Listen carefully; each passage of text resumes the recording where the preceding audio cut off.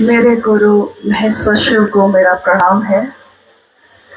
इस कालखंड के प्रथम शिव के शिष्य और हम सबों के परम आदरणीय वर्ण गुरु भ्राता साहब श्री हरिनानंद जी के चरणों में मेरा प्रणाम है।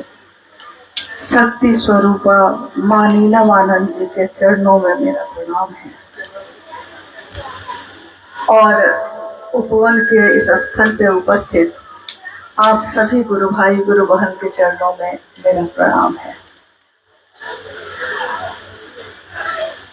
आज जन्म का अवसर है, जन्मदिन का अवसर है, जिनको हम कहते हैं मां नीलमानंद, राजमणि नीलमानंद। आज 27 जुलाई की तारीख और दिन था नाग पंचमी का। 27 जुलाई 1952 में दीदी नीलमानंद जी का जन्म मनातूगढ़, जो पलामू में है, पलामू जिला है, राज्य झारखंड है, वहां हुआ। उस समय तो ये राज्य भी बिहार ही था, तो कहा जा सकता है कि बिहार में हुआ। उनके पिता मवार जगदीश्वर जीत सिंह मनातूगढ़ के राज परिवार के मुख्य कर्ता धर्ता थे। घर में किसी चीज की कमी नहीं, जितने भी सुविधा चीजें हो सकती हैं सब थी ही। जब इक्के दुक्के गाड़ियां चलती थी सड़क पे, उस समय उनके घर में ऑस्टिन गाड़ी जो विदेश से मंगाई गई वो थी। हमारे सामने अगर कोई सड़क पे चलता हुआ कुत्ता भी सामने आ जाए तो हम डर जाते हैं। और उनके घर के आंगन में चीता, बाघ, मोर, खरगोश, यानी बलशाली से बलशाली जीव और कमजोर से कमजोर कोमल प्राणी भी घूमते थे। नाना जी ने चीता के बच्चे, तेंदुआ के, चीता के बच्चे घर में पाल रखे थे और उस स्थान पे उनका जन्म हुआ है। स्वाभाविक है, कहते हैं कि परिवेश का असर पड़ता है। जैसा माहौल होता है बच्चे की परवरिश भी वैसी हो जाती है। तो माहौल तो जंगल में का था चारों तरफ से, और जानवर जीव जंतु घर के आंगन से लेके बाहर तक में थे। क्योंकि उस समय के परिवारों में शिकार खेलने का भी प्रचलन था, तो उस समय जब कोई महिला घर से बाहर निकलने में भी सोचती थी, मां नीलमानंद अपने पिता मवार जगदीश्वर जीत सिंह के साथ जीप पे उनके साथ बंदूक लेकर बैठकर जंगल में शिकार के लिए चली जाती थी। जंगली परिवेश भी था, हिम्मत भी अदम्य थी और साहस भी था। किसी चीज में महादेव ने कमी नहीं की। मैंने अपनी आंखों से देखा कि अगर घर में साहब का लाइसेंस वाली बंदूक थी तो लोग 2 हाथों से पकड़ते और वो एक हाथ से, ठीक ही कहा मंडल सर ने कि उनके लिए मंडल सर को उठा के सोफा पे रखना कोई बड़ी बात नहीं थी क्योंकि एक हाथ से वो बंदूक थाम के सामने, निशाना भी चुकता नहीं था। निशाना उनका कभी नहीं चुका, चाहे दिल तक पहुंचने का हो या फिर बंदूक से लगाने का हो।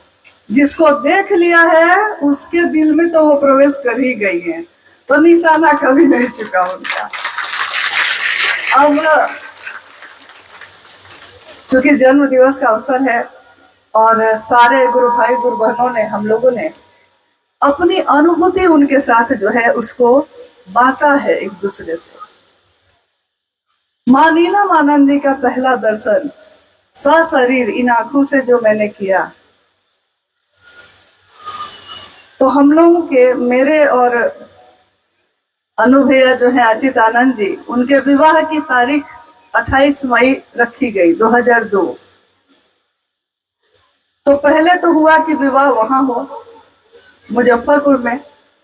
लेकिन बाराती का पता नहीं चल रहा था कि कितने बाराती आएंगे। तो मेरे बाबूजी ने पूछा कि कितना इंतजाम करेंगे, तो कुछ आकलन नहीं हो सका। यहाँ पता चला कि हजारों हो सकते हैं। अब हजारों में कितने होंगे कहना बड़ा मुश्किल है। तो साहब ने उनको एक रास्ता दिया, ज्यादा अच्छा है कि भाई आप ही लोग यहाँ आ जाइए, तो ज्यादा अच्छा है, दोनों मिल के एक ही जगह कर लेंगे जो भी करना होगा। तो रहने की व्यवस्था गुरु भाई गुरुबानों की, पारिवारिक रिश्तेदारों की यहीं पे थी। तो हम लोग अपने विवाह के 5 दिन पहले, यानी 21 या 22 मई को हम लोग यहाँ पहुंच चुके थे। उस समय यहाँ का पानी जो था उसमें आयरन बहुत था। अब तो पानी पी पाते हैं, लेकिन उस समय हुआ क्या कि जब मुजफ्फरपुर से रांची पहुंचे तो पानी का स्वाद इतना खराब था कि पी ही नहीं पा रहे थे। शादी का माहौल था घर में, तो लड़के का जो घर था वो भी बस बगल में ही था, 2 घर छोड़ के, और लड़की का घर भी 2 घर छोड़ के था। तो माँ उबटन भी वहीं से भेज रही थी, मतलब हम ये कह के कि आप लोग कहाँ से लाएंगे। तो बार बार नाम आ रहा था कि दीदी ने भेजा है, दीदी ने भेजा है, कह के कोई ना कोई उनका संदेश लेकर, उनके द्वारा दिए हुए सामान को लेकर घर में आ रहा था। स्वाभाविक है कि जिससे आपका जुड़ाव होने वाला है, आपके मन में उसकी एक छवि कौंधती है कि कितनी परवाह है उनको। कौन लड़की वाले कितनी परवाह करता है, कितनी परवाह है कि हल्दी उपटन कहाँ से लाएगा ये लोग, बाहर से आया। संजोग ऐसा हुआ कि 2 दिन बीतते बीतते 2 दिन तक पानी नहीं के बराबर पीने के कारण, और जिस घर में हम थे, मेरे माता पिता भी बाजार चले गए शादी की तैयारी करने के लिए, कुछ सामान लेने। घर में बस 2-3 लोगों के साथ अकेले थे और खड़े थे। अचानक बेहोश होकर कब गिर गए पता भी नहीं चला। आंख खुली जब, तो आंखों ने दर्शन किया उनका जिसकी गोद में मेरा सिर था। आंख खुली तो आंख सीधे उनकी दृष्टि से, उनकी आंखों से टकरा गई। मतलब तो मैंने देखा कि माँ बैठी हैं और अपनी गोद में मेरे सिर को लेके सहला रही हैं और कह रही हैं सब ठीक हो जाएगा, सब ठीक हो जाएगा। और उस नजर में, उस दृष्टि में क्या था कि लग रहा था कि जैसे आंखों से नहीं, वो सीधे दिल में टकरा रहा है। मतलब जैसे थे वैसे ही परे ही रह गए। कल्पना भी नहीं थी कि कोई माँ इतनी परवाह कर सकती है उसकी, जो अभी आई भी नहीं है उनके घर। मन ने जिसको अपना मान लिया उसके लिए परवाह भी पैदा हो जाती है। और जब आए तो सही कहा मंडल सर ने, सोमेंद्र भाई ने भी अभी कहा कि कब बहू बनी कब बेटी बनी पता ही नहीं चला। पटना की घटना ही अभी कुछ चल रही थी। पटना में जब 4A/60 में हम लोग रहते थे 2003-4 में, 2004 की घटना है वो। बगल में बेली रोड है, तो वहां बहुत सारी दुकानें हैं। माँ अक्सर किसी काम से उसमें जाती थी। एक दुकान थी जिसमें पूजा की माला बिकती थी। सूप को सजाकर, दौरों को सजा के ये सब लोग रखते थे। माँ के साथ जब मैं गई तो माँ और मेरे बीच के वार्तालाप को सुनकर दुकानदार ने कहा कि बेटी ससुराल से आई है क्या मैडम? दुकानदार ने कहा माँ को कि आपकी बेटी ससुराल से आई है क्या? तो माँ और हम दोनों हंसने लगे। तो माँ ने कहा कि ये अपने घर में ही है, मेरी बहू है। उस दुकानदार को इतना अच्छा लगा कि उसने, मतलब खुशी के मारे उसने कहा कि आज तक मैंने किसी सास बहू को ऐसे नहीं देखा है, ये रिश्ता कभी नहीं देखा, इतने साल से मैं दुकान कर रहा हूँ। तो खुशी में उसने एक सूप छोटा सा बहुत सजा हुआ था उनको उपहार में दिया कि आपसे मिलकर मेरा हृदय इतना गदगद है। माँ को कहा कि ये उपहार मेरे तरफ से ले लीजिए। संजोग ऐसा हुआ और उसने कहा उस दिन माँ को कि मैं आपको कभी भूलूंगा नहीं। हम लोग लौट आए। उसके कुछ समय के बाद माँ की तबीयत बिगड़ गई। पता चला कि दोनों किडनी फेल है और 17 जून 2005 को मानीलन आनंद इस शरीर को छोड़कर शिवलीन हो गई। सारे लोग अस्त व्यस्त और दुख में डूबे हुए थे। परमेश्वर जी लोग हैं, सारे लोग घर में थे। सतीश जी जो भी बात कर रहे थे, बक्सर औरंगाबाद के गुरु भाई लोग, सब कोई आ चुका था। तो किसी ने कहा कि माँ की तस्वीर जो लगेगी, अभी जो क्रियाएं चलती हैं घरों में, तो तस्वीर लगेगी, उसके लिए माला नहीं है। साहब ने कहा बरखा जाके बगल में तो है दुकान, ले आइए। तो 2 गुरु भाइयों को मेरे साथ भेजा। संजोग क्या था, मुझको होश नहीं था कि उसी दुकान में उतर रहे हैं। संजोग ऐसा हुआ कि उसी दुकान के सामने गाड़ी रुकी, क्योंकि उसमें माला बिकती थी। उतर के बेली रोड से, जैसे ही बोरिंग रोड के लिए घूमते हैं वहीं पे उतर कर जब मैंने दुकानदार से कहा कि माला चाहिए, तो वो माला दिखाने लगा। तो साथ के गुरु भाई, तो वो चमकीली चमकीली माला दिखाने लगा। साथ के गुरु भाई ने कहा कि नहीं, माँ की जो कर्मकांड है चल रहे हैं उसमें तस्वीर लगेगी, इसके लिए सफेद कोई फूल का है तो दीजिए। तब उसने चौंक के गौर से मेरी तरफ देखा। उसको क्या याद आया, जबकि कुछ महीने पहले की घटना थी। उस समय माँ स्वस्थ थी। तो उसने कहा कि आप आई थी ना इस दुकान में। तब मैंने भी उसकी तरफ देखा। मेरी आंखों के सामने उस दिन का वो दृश्य घूम गया और हम लोगों की आंखों से आंसू बहने लगे। और आश्चर्यजनक ढंग से वो दुकानदार फूट फूट के रोने लगा। उसने कहा इस देवी जैसी जो माँ है, इनका दर्शन मैंने जो किया है, ऐसी किसी महिला का दर्शन मैंने आज तक नहीं किया। और वो अब शरीर में नहीं है।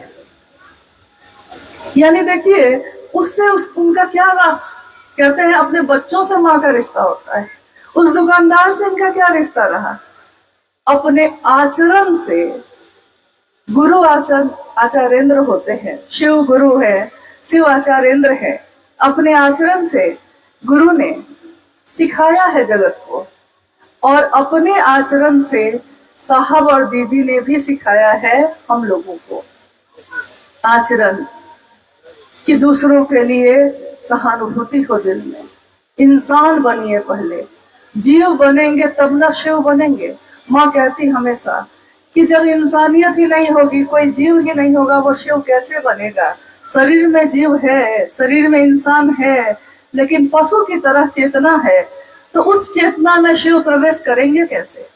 तो माँ कहती हैं कि अरे शिव का शिष्य बने हैं, शिव को गुरु बनाया है, तो पहले इंसानियत तो थोड़ी लाइए। कोई रोए तो आपकी आंखों में आंसू ना आया तो आपका दिल इंसान का नहीं है। कोई दुख में डूबा है और आपको सहानुभूति नहीं है उसके लिए, तो ये आपकी शिव शिष्यता नहीं है। यहाँ तक साहब हरिंद्रानंद जी ने कहा कि अगर एक गिलास पानी भी किसी ने आपको कभी पिलाया है तो आपका मन कृतज्ञ होना चाहिए, उसके लिए झुका होना चाहिए। वो शिव का शिष्य तो नहीं ही हो सकता है जो कृतज्ञ नहीं हो। हाँ, कृतज्ञ जरूर हो सकता है, लेकिन शिव का शिष्य नहीं हो सकता। आज उनका 72वां जन्म दिवस है। शरीर से शिवलीन हुए उनको 19 वर्ष बीत गए।